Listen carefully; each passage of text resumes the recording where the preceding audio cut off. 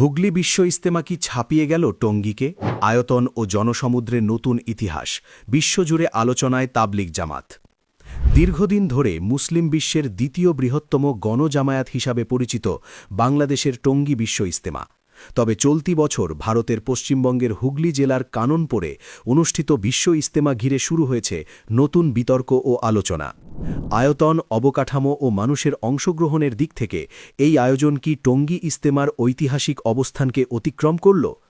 Europe, America, Russia ও আরব সহ বিশ্বের ৮০টি দেশের ধর্মপ্রাণ মুসল্লি এবার প্রথমবারের মতো ভারতের পশ্চিমবঙ্গের এই বিশ্ব ইজতেমায় অংশগ্রহণ করেন। সরকারি তথ্য অনুযায়ী ঢাকার টঙ্গী বিশ্ব ইজতেমা ময়দান প্রায় ১৬০ একর বা আনুমানিক ৪৮৪ বিঘা জায়গা জুড়ে অবস্থিত। প্রতি বছর সীমিত এই পরিসরের মধ্যেই লক্ষ লক্ষ মুসল্লির সমাগম ঘটে। অন্যদিকে পশ্চিমবঙ্গের হুগলি জেলার কাননপুরে এবারের বিশ্ব ইজতেমা অনুষ্ঠিত হয় প্রায় ৭,০০০ বিঘা অর্থাৎ ১,৪৮,২০০ একর বিস্তৃত এলাকায়।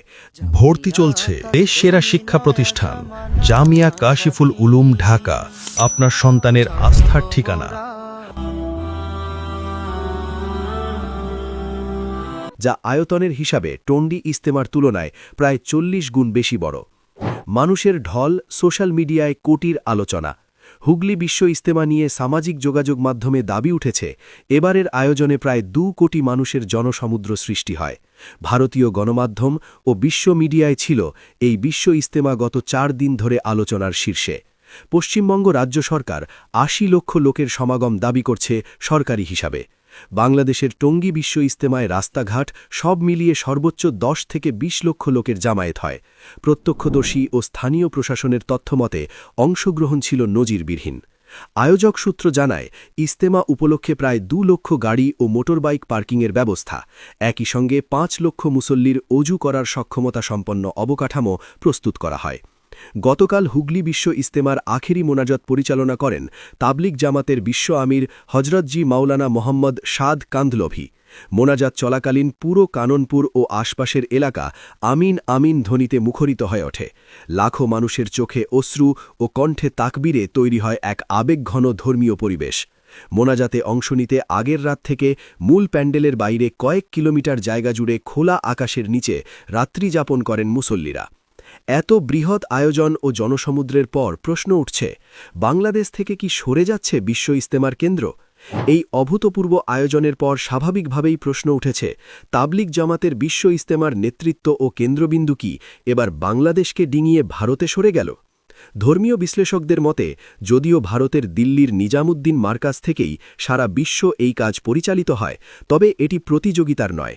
টঙ্গী বিশ্ব ইজতেমা তার দীর্ঘ ঐতিহ্য, আন্তর্জাতিক পরিচিতি ও ধারাবাহিকতার কারণে এখনও বিশেষ মর্যাদায় অধিষ্ঠিত।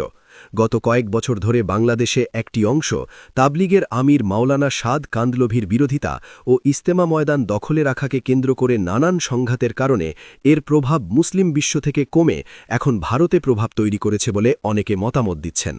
বাংলাদেশ এই সংঘাত ধরে রাখলে এর প্রভাব আগামী দিনে আরও খর্ব হবে বলে মনে করছেন অনেকেই। বিশ্বের বিভিন্ন প্রান্তে মাওলানা সাদ উপস্থিত হলে এটি এক একটি বিশ্ব ইজতেমায় রূপ নিচ্ছে বলে মনে করছেন তাবলিগের সাথীরা। তবে আয়তন ও ব্যবস্থাপনায় হুগলি বিশ্ব ইজতেমা এবছর তাবলিগের ইতিহাসে একটি নতুন মাইলফলক স্থাপন করেছে, একথা অস্বীকার করার সুযোগ নেই। তাবলিগের বিশ্ব আমির মাওলানা সাদ কান্দলভির একক প্রভাব ও দূরদর্শী নেতৃত্বের প্রমাণ বহন করে এই বিশ্ব ইজতেমার জনসমুদ্র। বিশেষজ্ঞরা বলছেন, হুগলি ও টঙ্গী দুটি ইজতেমাই দক্ষিণ এশিয়ায় তাবলিগ জামাতের দাওয়াতি কাজের বিস্তারের প্রতিফলন।